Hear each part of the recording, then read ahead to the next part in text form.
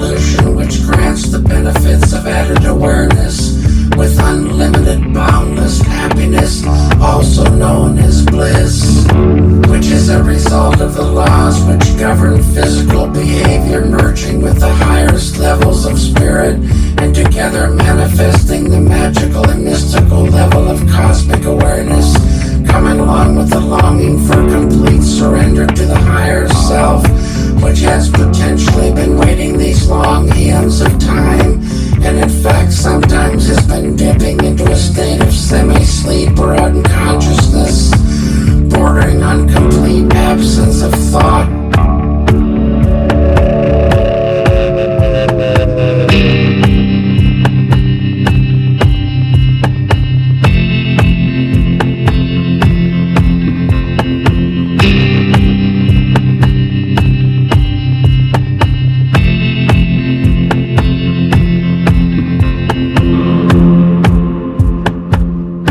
Specifically, the areas concerning the new futuristic thinking have to do with several abstract, somewhat hidden,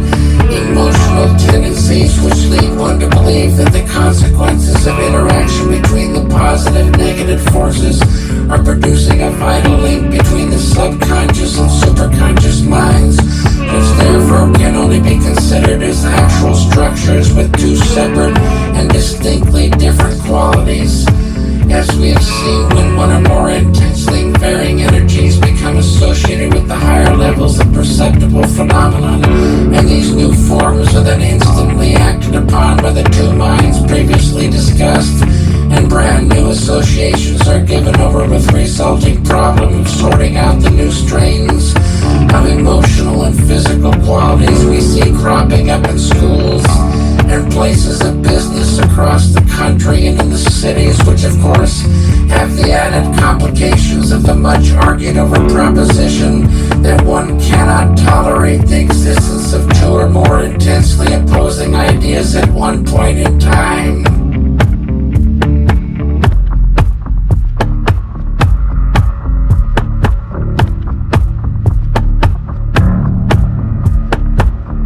Others may find it easier to say, however, and that thought alone is one which troubles many of us here who have for so long held the light up on the words which brought meaning to us concerning the amount of effort it takes to ignite a certain process leading one to the knowledge of the truths behind the all-pervading essence which is unending without an actual beginning, and in those words, of course, is the key to beginning the long journey toward understanding, which, as we have learned, is something for which each human being cries out, cupping his hands over the mouth. Sometimes in the evenings, a feeling of the type which haunts young children in the forest will come in on a dark wind, and all the light will fade, leaving a low sound penetrating the eyes, which follow the dark shapes running for safe nests just out of reach of small white teeth and noses filled with dirt going up over the mountains covered with tall trees and green needles and red bark with pitch oozing out into the air, which dries it on the surface, causing it to become crusty, which allows for the protection of all that lies within the crust, for it will now remain liquid and hold itself remaining in a state closer to that of the pure essence, which will remind us of the home, which will remind us of the red cookie jar, and the smiles dancing around it in the golden winter afternoons, while the pipe puffs out clouds of smoke from the mouth of the father with an axe to cut wood growing on the tall mountains.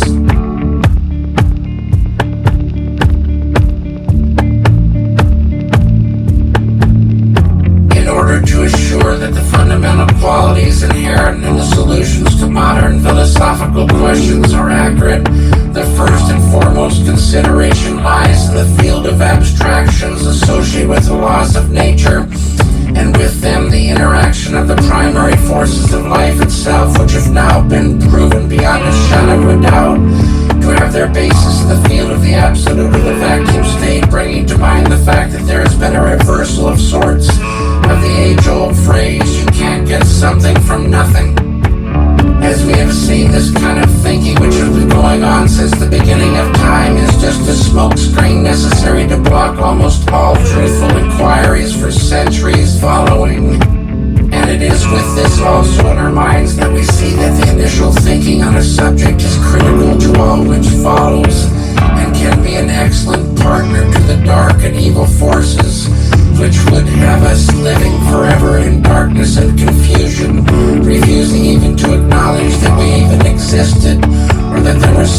thing as a bad tooth or a toothache.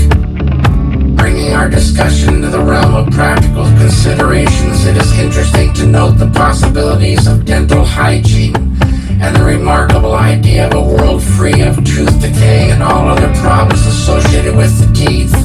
tongue, or oral cavity, which would, in fact, become a prime motivator for a certain disappearance of fears associated with pain connected with dental applications, and even the idea that plaque could appear upon the surface of the teeth and the negative occurrence would follow, such as the hideous odors emitted from the oral cavity and the discolorations and the result of purification of the once beautiful mental images, and the possibility of the breaking of relationships based upon the idea of negative distortion of the mouth. For teeth, while not necessarily considered one of the primary building blocks of happiness, can in fact become a small sore, festering and transferring negative energies to the once quiet and peaceful mind, giving it over to strange and unproductive thinking. Strange and unproductive thinking.